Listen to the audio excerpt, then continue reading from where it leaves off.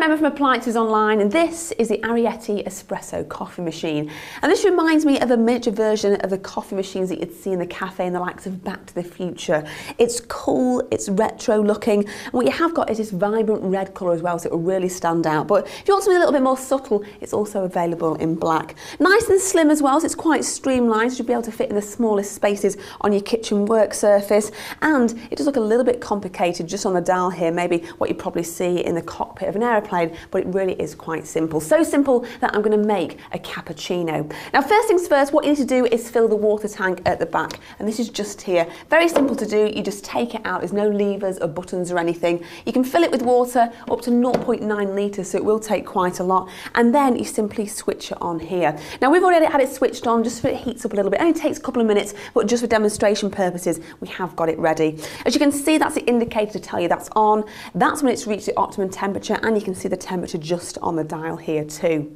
Now, this comes with a dual filter which give you options of how you like your coffee. You can use ground coffee if you want to, or you've got these attachments for the filter, and you use these what they call the ESE pods. They're basically like tea bags but for coffee, so you might find this is a little bit neater and won't make much of a mess. But we're going to use the ground coffee, so all you have to do is just scoop the coffee out with a scoop that comes with this.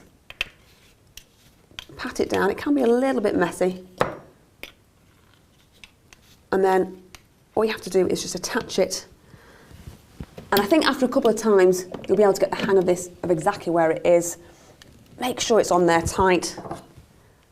Put the coffee cup underneath, and all you have to do is flick the switch to the cup icon. Now, it makes a little bit of a noise, but that's because it's all starting to filter through. Now, it does use a 15 bar pressure, and that's kind of average for a coffee making machine at home. And basically what this does, it ensures that you're not going to get any bitter coffee, because the water has to reach the coffee at a certain speed so it isn't bitter. And obviously if it is a bit too slow, like a lower pressure, it will take a little bit too bitter and not very nice.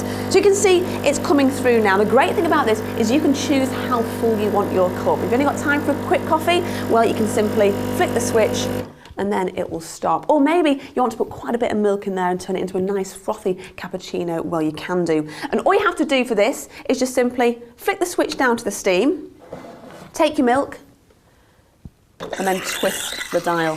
Now, what's good about this is that you can have it as hot or as warm as you like, because you can just have warm milk if you prefer. You might want a nice milky latte, or what you can do is make it nice and frothy, which is what I'm going to try and do now. So just takes a few seconds, a little bit noisy as well, but as you can see, it's looking nice and frothy.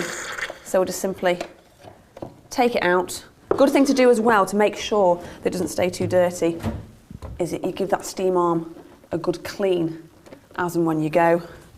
And then take the coffee and then just add the froth on the top. And if you really want to be indulgent, you can sprinkle some chocolate on there too. Now, it's really simple to clean as well, especially because you've got this removable drip tray. Just simply take it out, give it a clean and replace it. So it's easy to clean, really simple to use, and you can have delicious cappuccinos every morning if you want to. But of course, like all our appliances, do make sure that you check the dimensions of this before you buy, just so you know you've got enough space available either on your work surface or in a cupboard if you want to store it away. So this is the Ariete espresso coffee machine, and I'm pleasantly surprised at how easy this is to use. Might be a bit fiddly at first, maybe a bit messy, especially with the ground coffee, but after a while you should get the hang of it. And then you can have a bit of colour, a bit of retro and a lot of aroma in your kitchen. I hope you found this video helpful, and I'll see you again soon.